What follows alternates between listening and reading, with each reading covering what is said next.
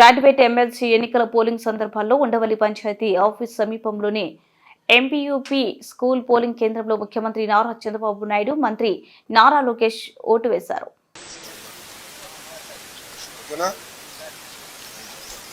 ఇప్పుడు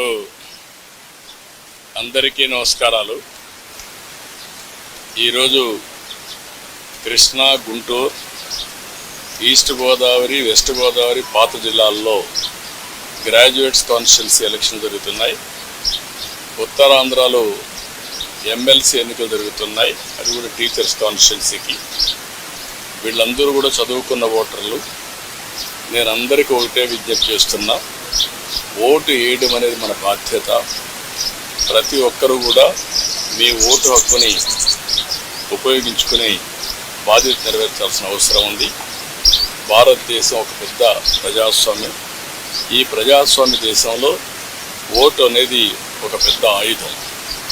మీ అభిప్రాయాలు మీరు చెప్పడానికి కానీ, అదేవిధంగా భారతదేశంలో ప్రజాస్వామ్యాన్ని చైతన్యంగా పెట్టడానికి ఈ ఓటు అనేది ఒక హక్కు కింద తీసుకొని అందరూ కూడా ఒక బాధ్యత కూడా. ఆ విషయం కూడా మనం గుర్తుపెట్టుకోవాల్సిన అవసరం ఉంది.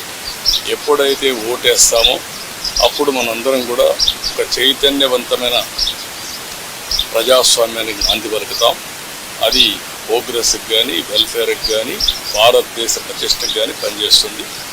ఈ ఓటు హక్కు అనేది ప్రతి ఒక్కరూ ఉపయోగించుకోవాల్సిందిగా ప్రతి ఒక్కరికి విజ్ఞప్తి చేస్తుంది.